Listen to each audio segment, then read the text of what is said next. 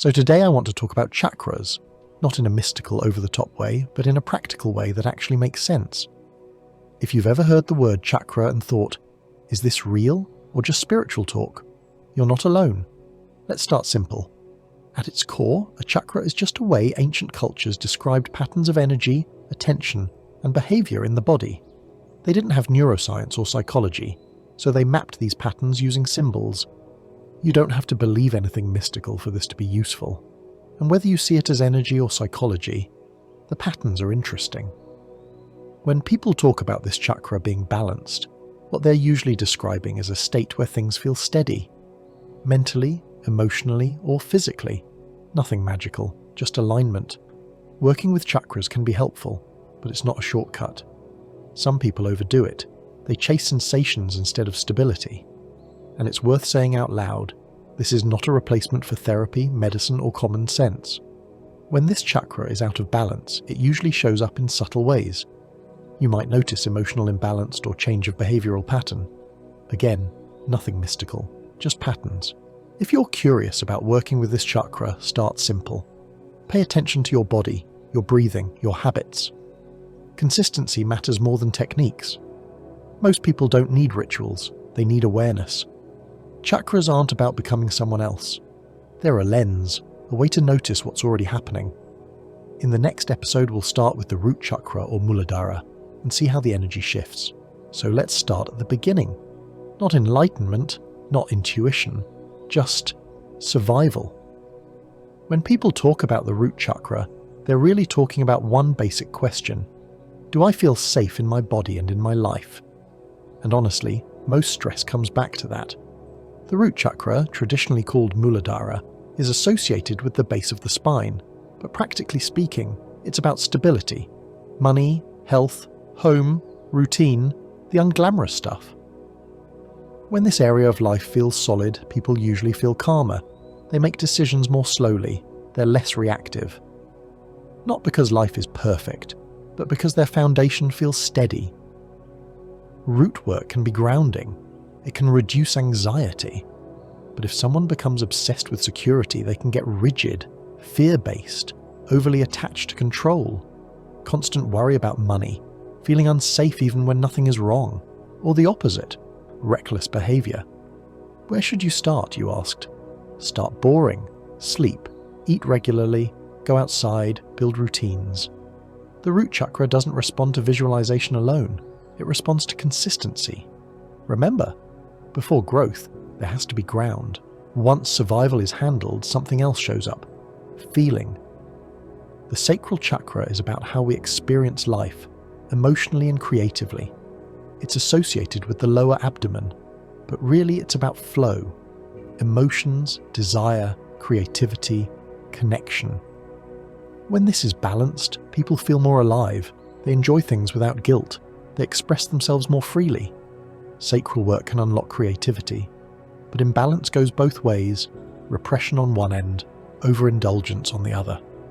Signs of imbalance are numbness, emotional swings, difficulty enjoying life.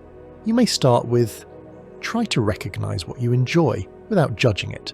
Create something small, let emotions move instead of suppressing them. Life isn't meant to be endured, it's meant to be felt. Solar plexus chakra, or Manipura.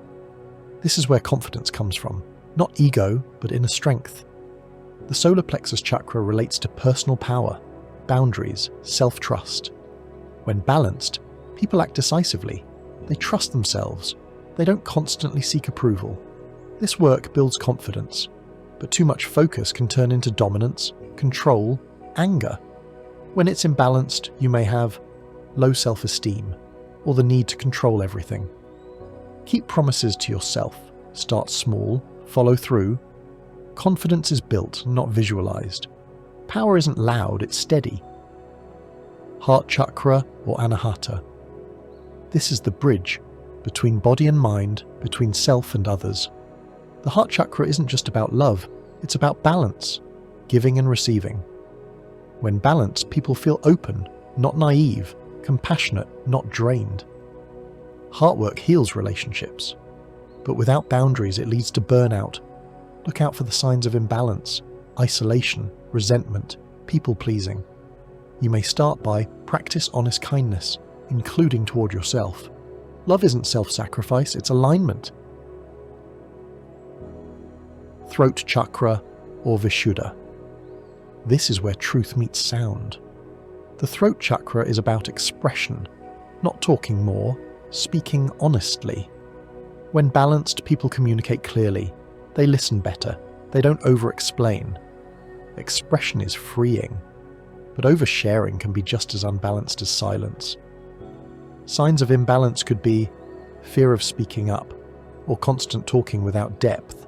Learn to say what you mean gently and notice when you don't. Truth doesn't need volume. Third eye chakra or ajna. This is where perception shifts. The third eye is about insight, pattern recognition, clarity. When balanced, people trust their intuition without abandoning logic.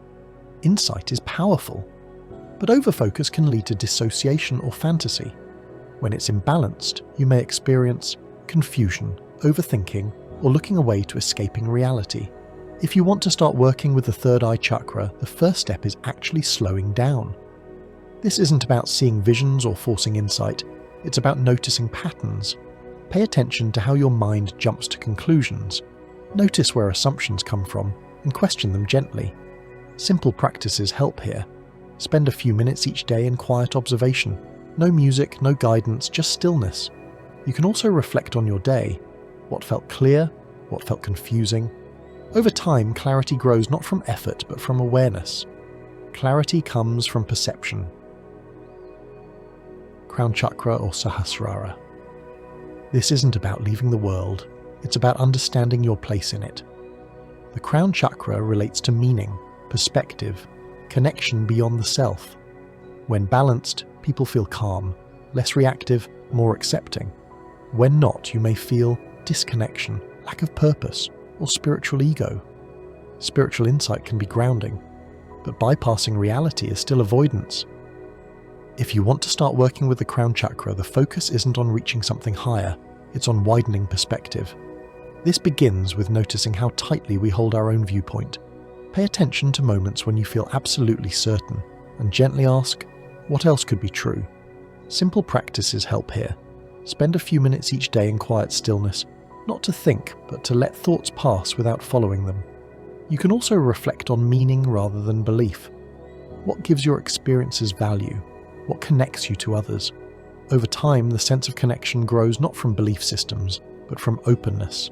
As you can probably tell, the chakra system isn't really about fixing yourself. It's more like a map for paying attention. Each chakra points to a different area of human experience: safety, emotion, confidence, connection, communication, perception, and perspective.